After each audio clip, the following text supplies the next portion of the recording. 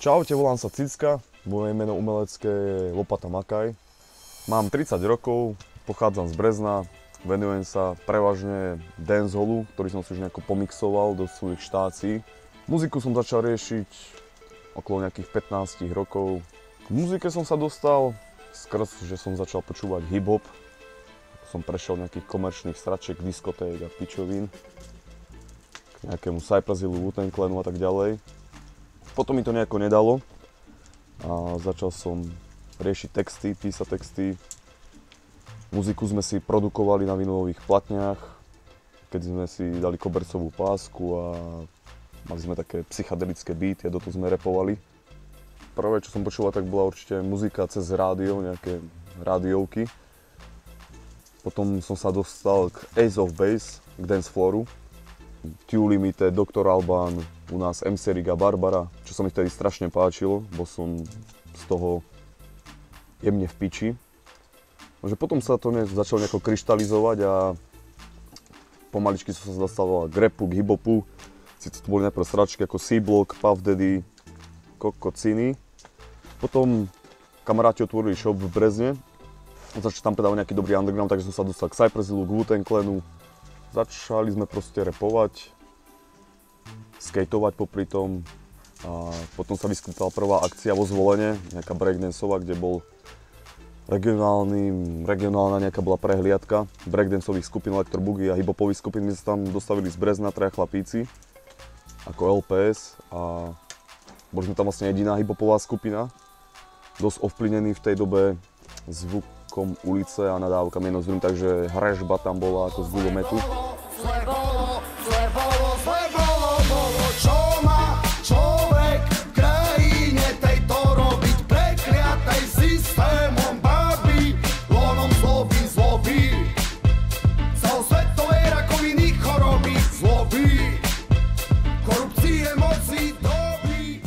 Nakoniec sme zistili po nejakých 5 rokoch, že sme rapovali pre Vlada Mečiara, pre HZDS na akcii. Takže naše prvé milovanie bolo pre HZDS. Naše prvé texty boli spojené so skateboardingom, s ulicou, ako sme skateovali, ako ľudia na nás pičovali. A proste ulica, šport, skateboarding a tak. Študoval som na základnej škole.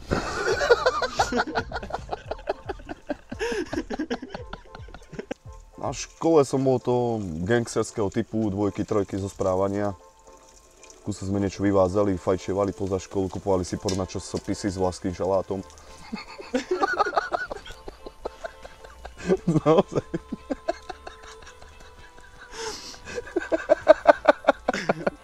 Po základnej škole som nastúpil na strednú odbornú školu, odbor predávač rozličného tovaru. Dostal som sa na učňovku, síce som chcel ísť študovať do Kremnice na umeleckú školu, lenže na takéto veci treba známosti, štartovné peniaze a talent. Ten talent si myslím, že možno bol, ale nestačil. Takže som sa dostal na odbornú školu ako predávač. Čiže tá škola ma vôbec nebavila. Naša trieda bola taká, že nás bolo 5 chlapcov, dobrí borci. A bolo tam 20 dievčat. A proste v kuse robili nejaké svoje tábory, ženské ohováračky, somariny, takže nikdy sme na škole neboli nejaký dobrý kolektív. Dokonca sme ani stúžkovú nemali, síce je to taká chujovina, ale tešil som sa na ňu. Takže sme sa len tak posedeli a ožrali sme sa s triednou. A tak berem nejakú tú éru tej strednej školy, no. Tam to niekde skončilo aj začalo. Povedal som si, že proste nejaká vysoká škola je pre mňa zbytočná strata času, tak som si povedal, že budem riešiť vysokú školu života skrz niekde za robotou vycestovať, skúsenosti, naučiť sa nové veci od rôznych ľudí a toť bude moja vysoká škola a tam mi dá tie praktické veci do života. Z tých 100%, ktorí idú na tú vysokú školu, tak sa uchytí možno v tých oboroch, čo vyštudujú, možno len nejakých slabých 15%. A ostatní bohužiaľ aj tak skončia v tých fabrikách, alebo bez roboty, alebo musia riešiť úplne niečo iné. Moja osoba plusy a mínusy. Čo by som tými mínusmi, že mínusy sú možno takedy tie opiaše palienkové, ktoré sa už snažím riediť a menšiť. Už som si tiež na tom odstrál nejakých 15 rokov a zistil som, Že to nerobí dobre ani zdraviu, ani psychika, ani druhému. Myslím si, že som pracovitý typ, že hlavne ma musí tá práca niečím zaujať a vtedy, keď ma baví, tak sa ju snažím robiť naplno. Dávam tam aj svoje nejaké veci, ktorými to môžem inovovať alebo nejako ju lepšie riešiť. A potom hlavne plusy, tak sa snaží robiť to, čo je človek v tom dobrý, a to je pre mňa muzika, kreslenie, varenie, domáce remeselníctvo a tak ďalej. Človek hlavne v tom prostredí, v ktorom žije, napríklad ja v Horehroní, tak sa stretáva s typmi, s ľuďmi, ktorí bohužiaľ sú tiež utrápení týmto životom na Horehroní skrz roboty, skrz veľa vecí. Čiže človeka to nejak sťahuje do tej krčmy, tam si vylieva svoju bolesť, únavu nad systémom a tak ďalej. Čiže to je taká naša zradná brána, ale aj v iných mestách a regiónoch. Takže to dať nieko, hlavne bokom má svoju činnosť, skorej rieši tým umeleckým štýlom, že venovať čas nie krčmám, pálenke, pivu, keď teraz dobre padne, hej, ale venovať ten čas kultúre, umeniu. Či už tvoriť muziku, či tvoriť kreslenie, tvoriť sochy, to je jedno, to je proste jedno. Nesnažím sa byť voči ľuďom hajzel, že proste nejako podjebávať ľudí, byť proste hajzlík voči nim, snažiť sa, pokiaľ sa dá, pokiaľ ma to nevyčerpáva, tak pomôcť človeku. A hlavne mám rád slovo súcit a nelútosť, proste človeka nelútovať, ale keď človek vidí niekoho v nejakej núdzi, tak mu proste pomôcť. Nelútovať, chytiť, pomôcť.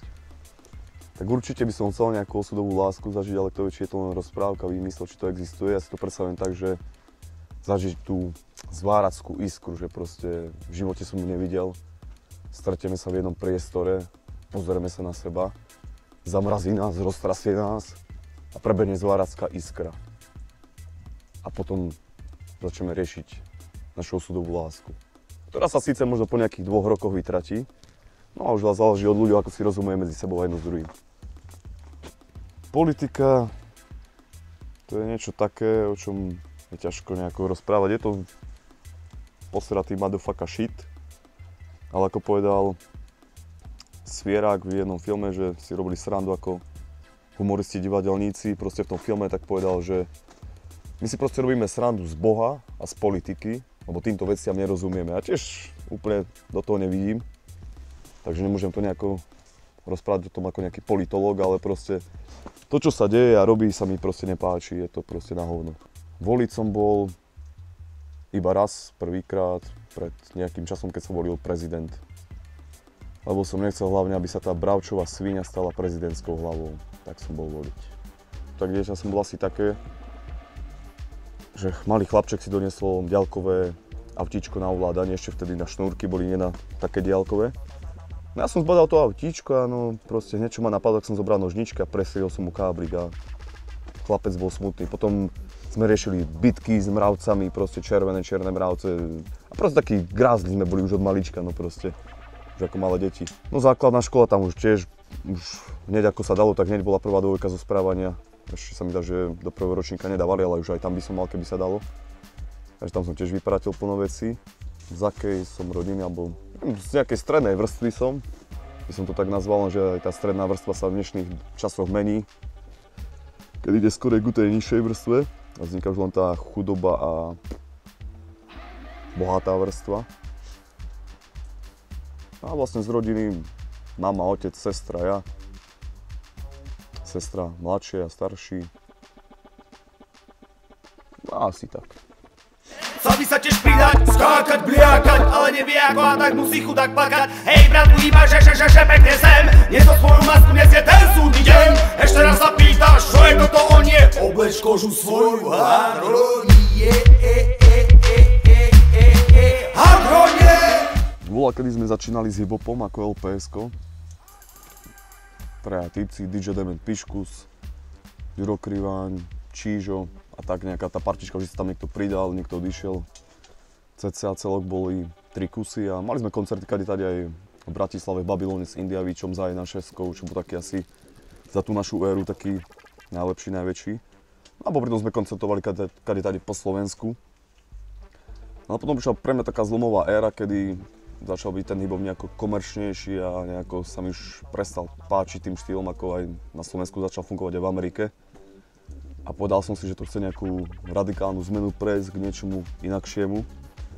A povedal som si, že začnem riešiť, no najprv som hľadal vlastne v podstate, že niekde medzi drum and bassom, junglom, hip-hopom, čo verím ako viera nejaká, tak to je ťažko, bo si vytváram svoju vlastnú vieru. Proste moja viera je pospájaná z viacerých vecí, ktoré sa pohybujú, napríklad Spider-Man, Buddha, Ježiš. Napríklad taký z tých srandovných momentov z koncertov, alebo po koncertoch bolo aj v Nitre, kedy sme šli s chlapíkmi na beat a už som mal aj tak ťapnuté jemne, aj pofajčenovo bolo. A idem do izby a mal som kus taký skreslený pohľad, ako idem do tej izby, tak vidím, že nejaká fajná pirka leží na posteli dredatá. Tak som si tak prilahol. Som sa aj prihováral do rána a potom som ráno zistil, že tá dredatá pirka, keď som odokryl paplón, že to bolo horolezecké lano, ktoré bolo na paplóne položené. Že to nebola pirka, ale lano. Takže mne stačí takto málo ku šťastiu. Tak napríklad, čo znamená pre mňa Hore Hronie ako krajina, tak je, že keď som bol napríklad v Španielsku a myslel som si, že to bude strašne po piči, že more jedno s druhým, bolo to pekné. A vždy, keď som večer sedel pri ohníku, musel som si ohník naklásť ako správny horehronec, aj keď tam hrozili za to vysoké pokuty, ale musel byť oheň. Tak som si musel nakresliť aj hory na garáž, papekom, popolom.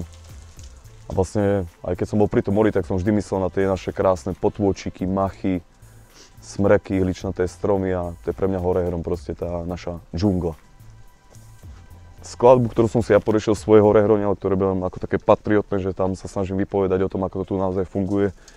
Skrz prírodu, skrz utrpenie, skrz robotu, Hladová dolina jedno s druhým, tak som si šetril ten text možno nejaké 3-4 roky, že na nejaký správny čas a zrazu vybehla na scénu Kristína s pesničkou s horehroním, ktoré síce napísal Kamil Peteraj, akože má tu nejaké korene jedno s druhým, to je pekné, ale už žije nejaký ten čas v Bratislave, ona je z východu a písali o niečom, kde až tak veľmi nefungujú. A najprv, keď som to počul, tak som, že či vlastne dobre počujem, že o čom tam spieva, že či fakt. A potom som zistil, že fakt naozaj ona tam spieva o tomto a ako je to taká pekná idylická pesnička, ale ma vytočila totálne, takže som si povedal, že teraz prišiel ten správny čas pre mňa napísať o tom horehroní, ako to tu naozaj je a ako to tu funguje. Tak preto páľ do fujdy, ty kura nepodarená boha, ratatata, pach! Umenie je pre mňa, keď nejaký ten dotyčný umelec, či už rieši sochu, muziku, kreslenie, graffiti, tetovanie, básne. Pretože tam musí dať zo seba dušu, aby tam človek cítil ten druhý, čo to vidí alebo chytí, že tam je proste tá umelcová duša, že tam zanechal nejakú výpovednú lehotu. Moje cieľ hlavné v muzike, alebo čo by som chcel, alebo čo chcem riešiť, tak je vlastne v podstate robiť dobré albumy, spraviť už možno nejaký konečne štúdiový album, preniesť to ľuďom a hlavne tam zanechať nejaké posolstvo, ktoré ľuďom niečo dá do ich životov a kus ich nejako nabudí. Tak napríklad chcem, aby o mne ľudia vedeli to, že dosť taká ako nejaká životná cesta je pre mňa byť ako reprezentant Horehronia. Preto som to dal do svojho štýlu a vždy, keď niekde príjem, tak sa za to nehanbím a povedať proste, že som z Horehronia. A preto aj rád prezentujem v textoch proste to Horehronie, ktoré sa spomína aj vo viacerých textoch. Z bojníc jedno s druhým v Sekeri, ale proste, že dobre prezentovať, byť hrdý reprezentant tohto kraja. Odkázať by som chcel hlavne ľuďom v dnešnej dobe. Buď dobrý človek, nebuď hajzel. Nebuď zajac skenu. Snaž sa byť dobrým človekom, aby ťa nič nemrzelo.